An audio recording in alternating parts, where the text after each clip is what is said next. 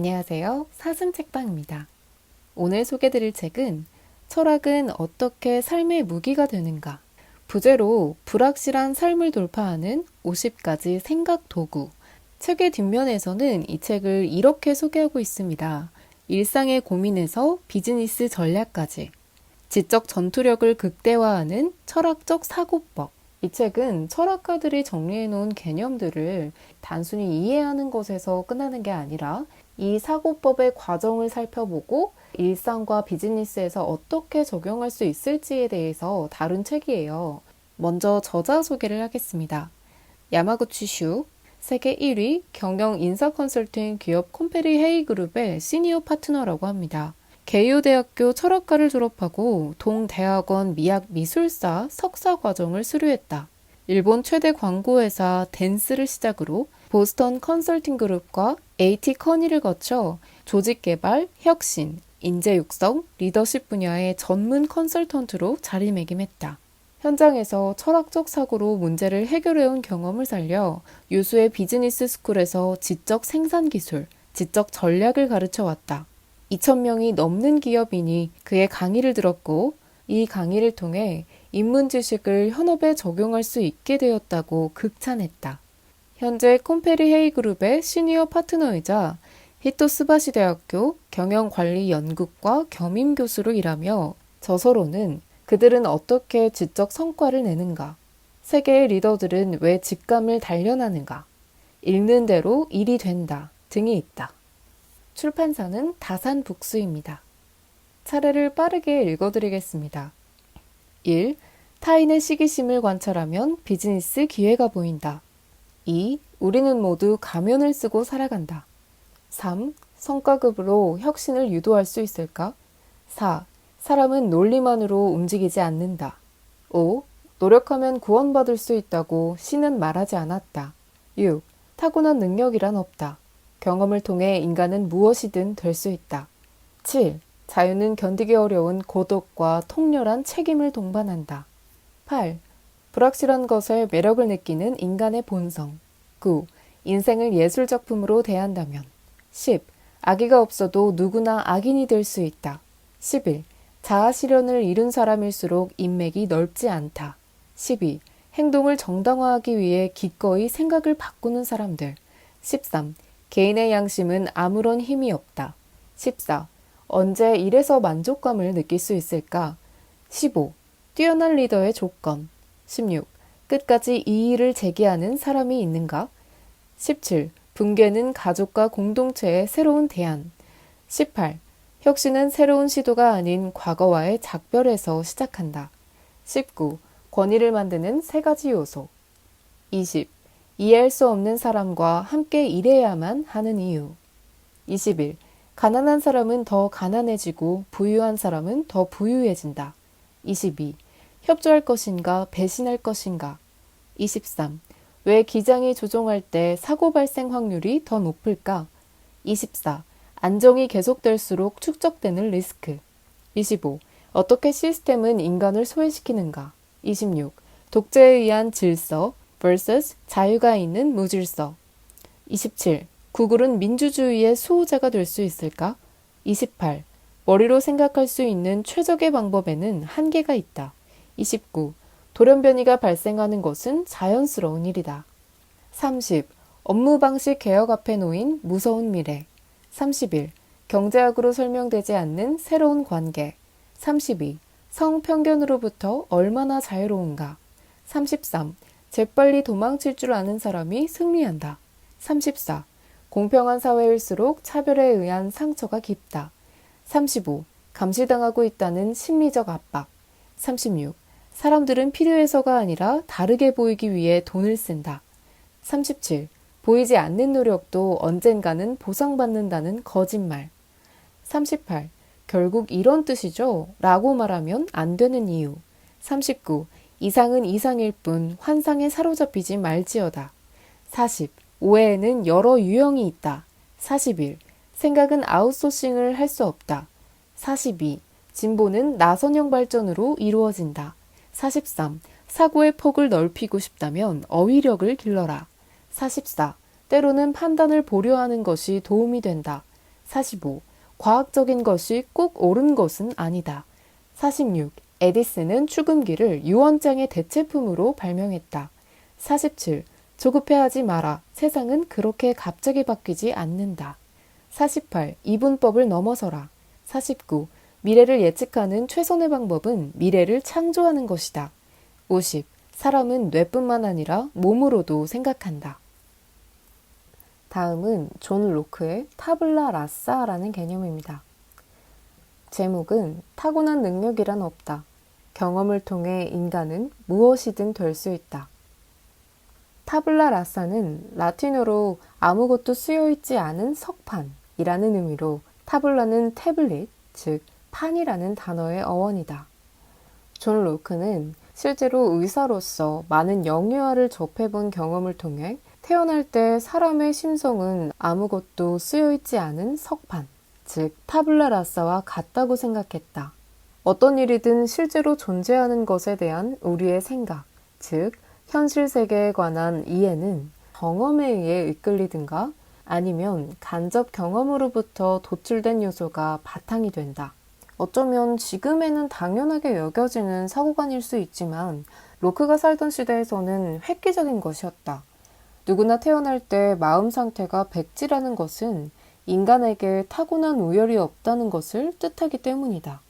개인의 소양은 모두 태어난 후에 어떠한 경험을 하느냐에 따라 결정되고 이는 교육에 의해 인간이 만들어진다는 것을 의미한다. 이 개념은 인생의 어느 시점에나 적용해 볼 수 있다. 인간의 수명이 100세에 이르는 시대에는 다시 새롭게 배우는 일이 매우 중요한 논점이다. 특히 오늘날처럼 기술의 발달이 두드러지는 사회에서는 한번 배운 지식이 금세 진부해지고 마는 경향이 있다. 이 사실을 생각할 때 자신의 경험을 초기화시킬 수 있느냐가 관건이다. 머릿속을 새하얀 석판, 즉 타블라 라사 상태로 되돌릴 수 있을까? 그리고 되돌렸을 때 거기에 의미 있는 경험과 지식을 새겨 넣을 수 있을까? 이 명제는 앞으로도 중요한 논점이 될 것이다. 다음은 에리 프롬의 자유로부터의 도피라는 개념입니다. 제목은 자유는 견디기 어려운 고독과 통렬한 책임을 동반한다. 현대를 살아가는 우리는 자유를 무조건 좋은 것으로 생각한다. 하지만 과연 자유라는 것이 좋기만 한 것일까? 에리 프롬은 저서 자유로의 도피를 통해 자유에 관한 우리의 일반적인 인식을 크게 뒤흔들었다. 프롬은 나치 독일에서 발생한 파시즘에 주목했다. 왜 비싼 대가를 치르고 얻은 자유의 과실을 맛본 근대인이 그것을 내던져버리고 파시즘의 전체주의에 그토록 열광했을까? 프롬의 분석은 이러하다. 자유에는 견디기 어려운 고독과 통렬한 책임이 따른다. 이 고독과 책임을 감당하고 견디면서 더욱이 진정한 인간성의 발로라고 할 수 있는 자유를 끊임없이 갈구함으로써 비로소 인류에게 바람직한 사회가 탄생하는 법이다. 하지만 자유의 대가로서 필연적으로 만들어지는 고독과 책임의 무게에 짓눌려 비싼 대가를 치르고 손에 넣은 자유를 내던지고 나치의 전체주의를 택한다. 프롬은 자유를 내던지고 복종을 선택한 사람들의 공통적인 성격이 있다고 했다. 이를 권위주의적 성격이라고 명명했는데 이러한 성격은 권위를 따르기 좋아하는 한편 스스로 권위를 갖고 싶어하고 동시에 다른 사람을 복종시키고 싶어한다. 한마디로 자신보다 위에 있는 사람에게는 아첨하고 아랫사람에게는 거만하게 구는 인간이다. 이 권위주의적 성격이 파시즘 지지의 기반이 된 것이라고 강조했다. 에리 프롬의 자유로부터의 도피에 쓰여있는 글입니다. 인간이 이상적으로 여기는 개인의 성장과 행복을 실현하기 위해서는 자신을 분리할 것이 아니라 스스로 매사를 생각하고 느끼고 이야기하는 것이 중요하다. 더욱이 무엇보다 꼭 필요한 것은 자신 그대로의 모습으로 살아가는데 용기와 강인함을 지니고 자아를 철저하게 긍정하는 일이다. 현대인은 기업이나 지역, 가족 등의 속박에서 벗어나 자유롭게 살아가는 것을 절대 선으로 숭상하며 이 생각에 의심을 품지 않는다. 이를 전제로 다양한 정책과 구조 개선이 이루어지고 투잡, 업무 방식의 개혁, 제4차 산업혁명 등은 모두 중세에서 근대, 근대에서 현대로 이어지고 있는 자유와 해방으로의 발전 흐름 속에 있다.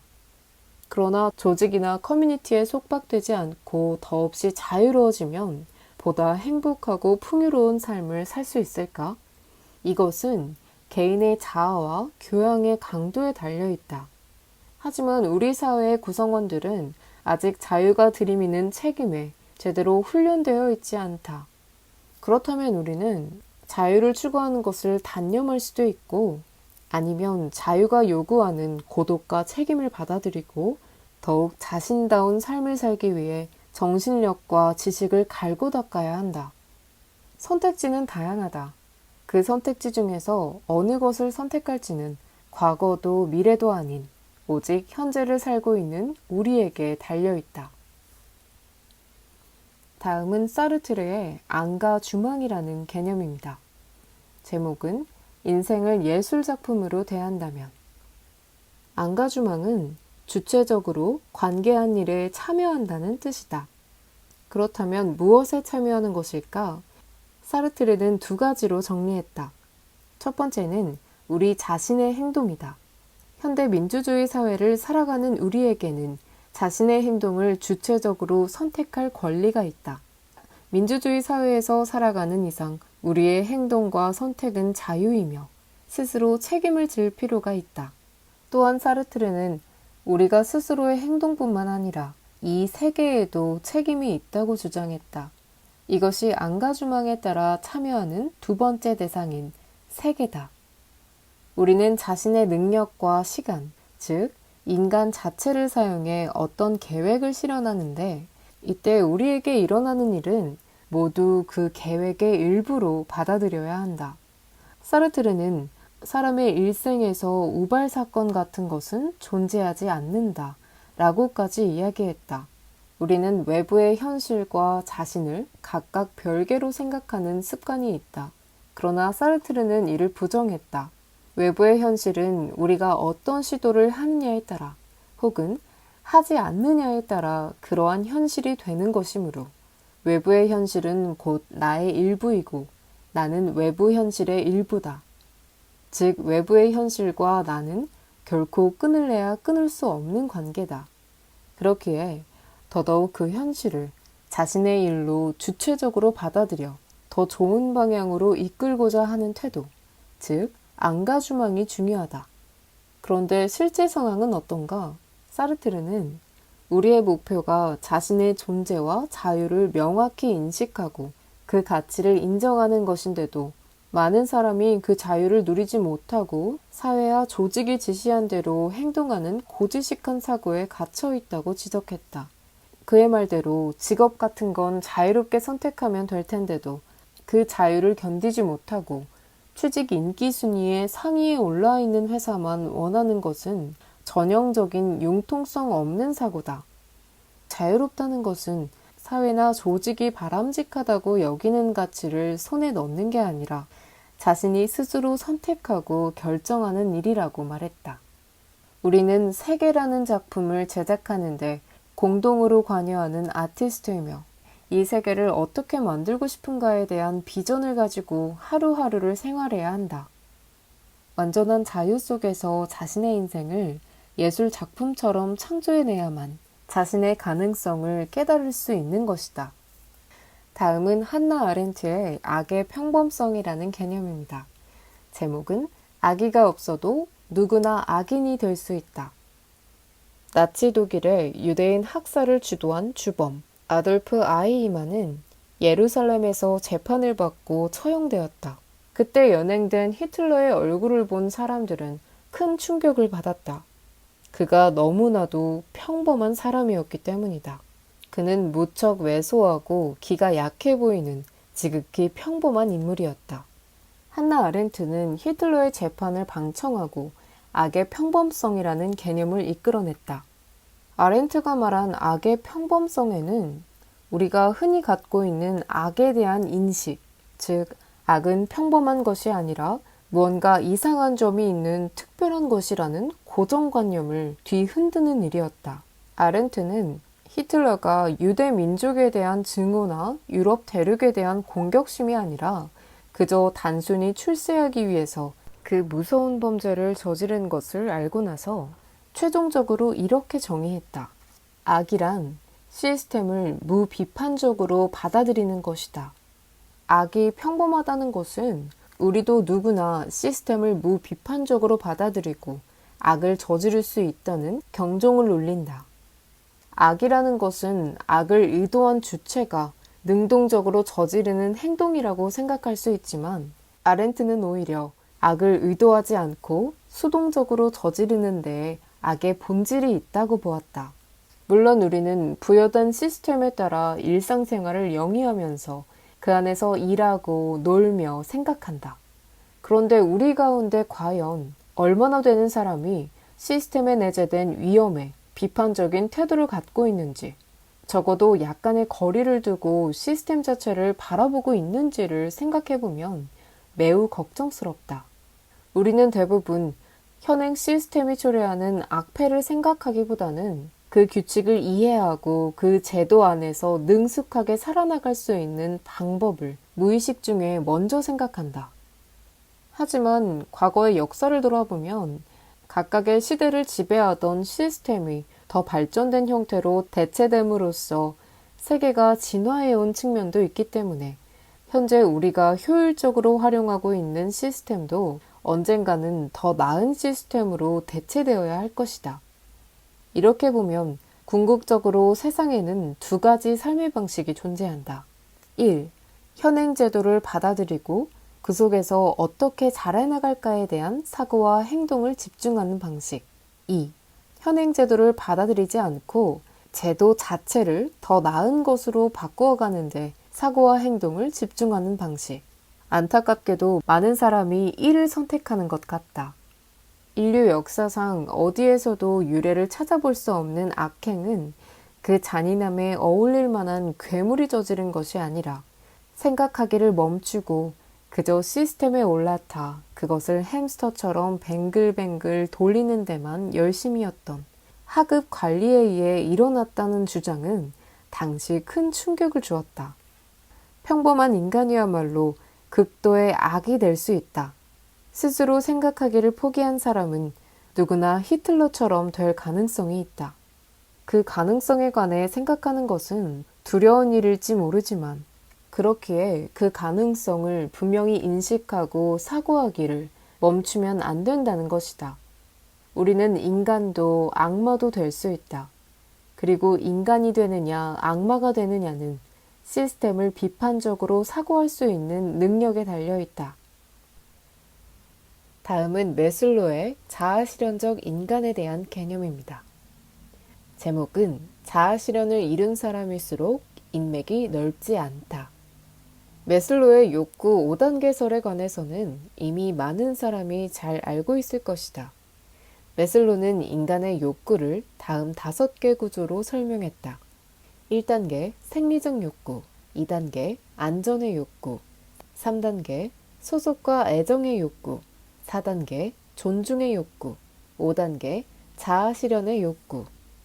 매슬로는 인간의 욕구 중 최고 우위에 있는 자아실현을 이루었다고 판단되는 사람들의 공통적인 특징 15가지를 밝혔다.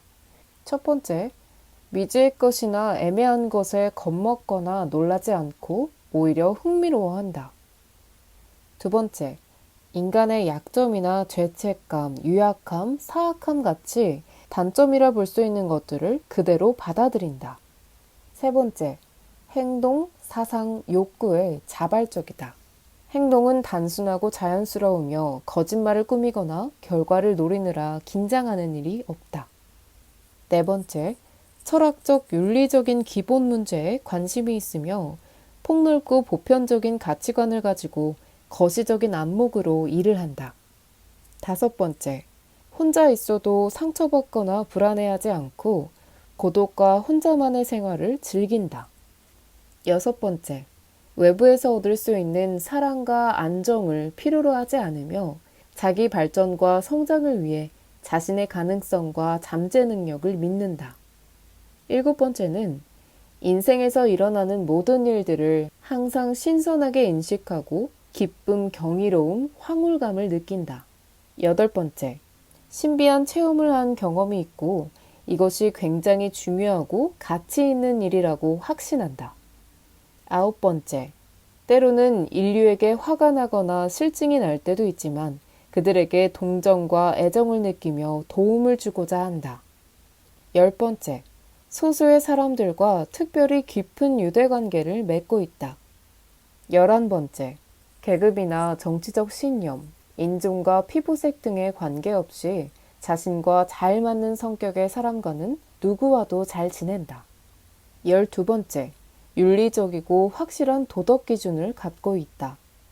13번째, 악의가 있거나 우월감에 젖어 있거나 건의에 대항하는 유머에는 웃지 않는다. 그들이 유머라고 인정하는 것은 철학적이다. 14번째, 특수한 창조성, 독창성 등 발명의 재능을 갖고 있다. 15번째, 문화에 편승하는 데 저항한다. 여기서 특히 대인관계에 관련된 5번째와 10번째 공통점을 살펴보면 매슬로우가 자아실현적 인간이라고 인정한 사람들은 고립적인 성향을 띠고 있으며 소위 인맥이 넓지 않다. 이것은 우리가 흔히 생각하는 성공한 사람의 이미지와는 상당히 다르다. 하지만 매슬로우의 고찰에 의하면 성공한 인물들 가운데서 두드러지는 자아실현형 인간은 오히려 고립 성향이 있고 극소수 사람들과만 깊은 관계를 유지한다. 장자도 이와 비슷한 이야기를 하였는데 장자의 신묵편에 다음과 같은 말이 있다. 군자의 교제는 물과 같이 담백하여 영원히 변함이 없고 소인배의 교제는 단술과 같아 오래가지 못한다. 소인의 교제는 까닭 없이 이루어지기 때문에 자립성이 없다. 서로가 서로에게 의존하는 상황이 되어 그 관계에서 빠져나오지 못하고 질척거리며 사귀는 것이다. 심리학에서는 이를 공의존이라고 표현한다. 공의존은 원래 알코올 의존증 환자가 그를 간호하는 파트너에게 의존하는 동시에 파트너도 환자를 돌보는 행위에서 자신의 존재 가치를 찾아내는 상태가 오랫동안 관찰된 데서 생겨난 개념이다. 이 관계에 있는 알코올 의존증 환자와 그의 파트너는 알코올 의존증 자체가 서로의 관계를 유지하는 데 중요한 동력이라는 사실을 무의식 중에 이해하고 있다. 그렇기 때문에 치유를 바라면서도 문제 행동을 할 수 있도록 도와준다. 결과적으로 환자가 자립할 기회를 방해하는 자기 중심성을 감추고 있다. 우리의 넓고 얕은 인간관계도 이와 같지 않은가? 자아실현을 이룬 사람들은 극소수 사람들과 깊은 관계를 구축하고 있다는 매슬로의 지적은 이제 우리가 이상적인 인간관계에 관해 진지하게 고민해야 할 때가 되었음을 알려준다. 다음은 밀그램의 권위에 대한 복종이란 개념입니다. 제목은 개인의 양심은 아무런 힘이 없다. 우리는 일반적으로 인간에게 자유의사가 있어 각자 자신의 의지에 따라 행동한다고 믿는다.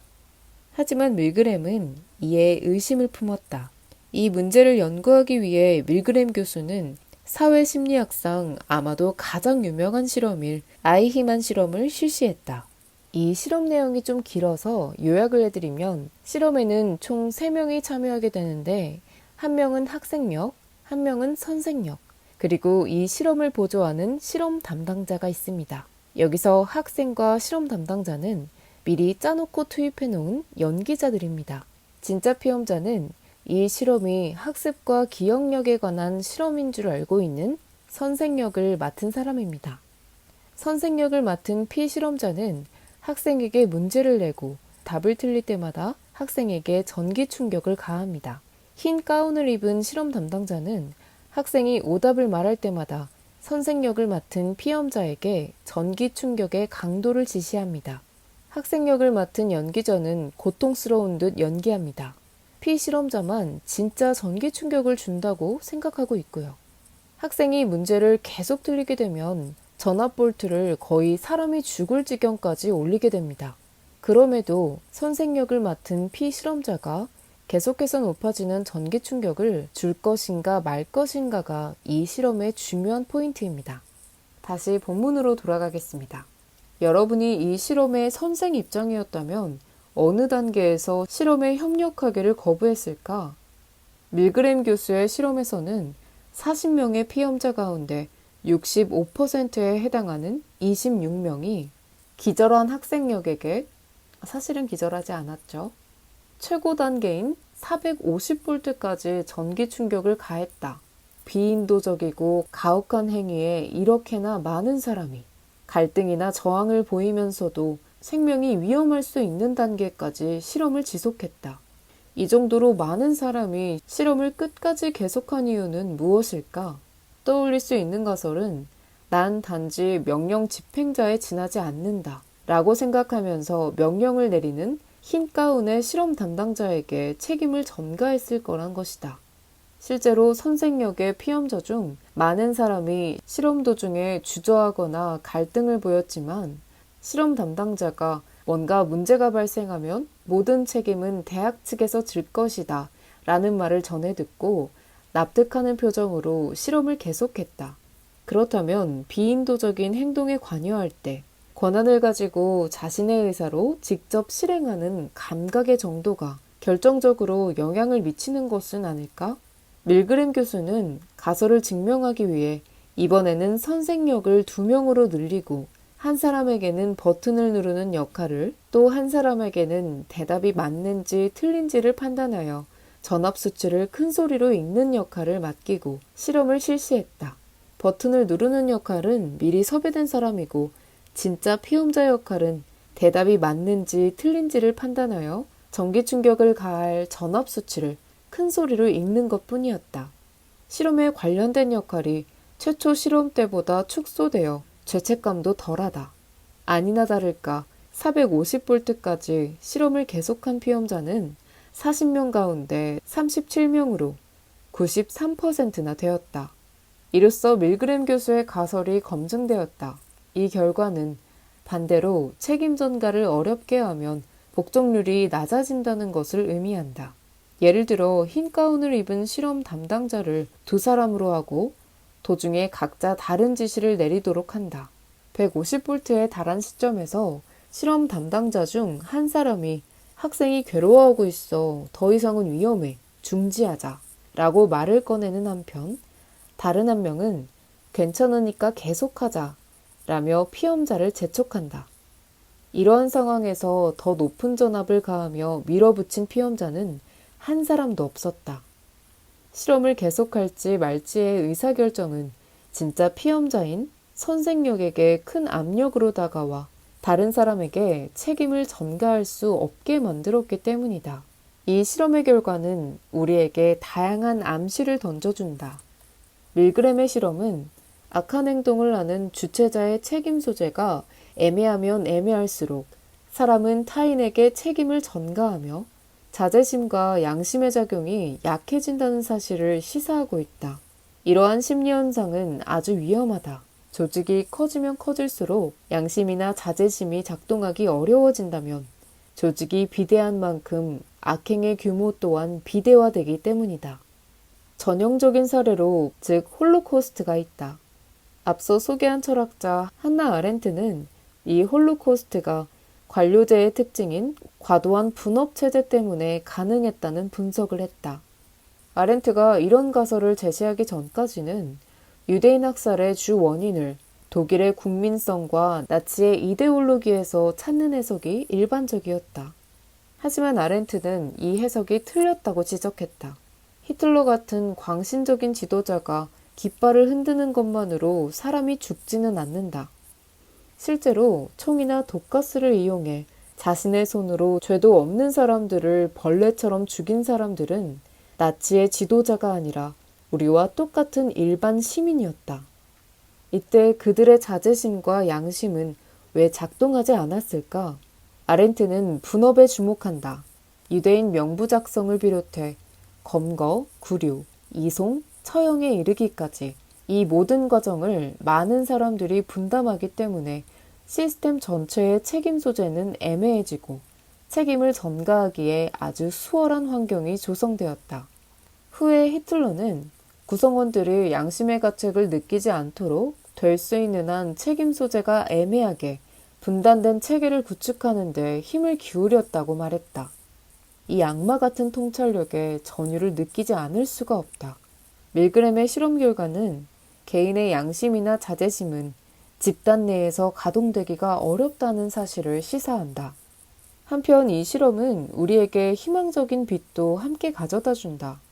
권위의 상징인 흰 가운을 입은 실험 담당자들 사이에서 의견이 엇갈렸을 때 피험자 100%가 상당히 낮은 단계에서 실험을 중지했다는 실험 결과를 떠올려보자. 이 사실은 자신의 양심과 자제심을 자각시키는 아주 조그만 지지라도 받으면 사람은 누구나 권위에 대한 복종을 멈추고 양심과 자제심에 따라 행동한다는 것이다. 이 실험 결과에서 알 수 있듯 인간은 권위에 놀랄 정도로 취약한 본성을 지니고 있지만 한편으로 권위에 대항하는 약간의 양심과 자제심을 부추기는 작은 도움만 있다면 얼마든지 도덕적인 판단을 내릴 수 있다는 것이다. 이는 조직 자체가 잘못된 방향으로 움직이고 있을 때 이것은 잘못된 거 아닌가요? 라고 맨 처음 목소리를 내는 사람의 존재가 얼마나 중요한지 분명하게 보여준다. 정리해보자. 현대와 같이 분업이 표준화된 사회에서는 악행을 저지르고 있다는 자각조차 못한 채 악행에 가담하고 있기 쉽다. 수많은 기업에서 행하고 있는 은폐와 위장은 바로 분업에 의해 가능했다. 이러한 행위를 막기 위해서는 자신이 어떠한 체계에 속해 있는지, 자신이 하고 있는 눈앞의 일이 사회에 어떤 영향을 끼치고 있는지를 짚어보고 공간적 혹은 시간적으로 큰 테두리 안에서 생각할 줄 알아야 한다.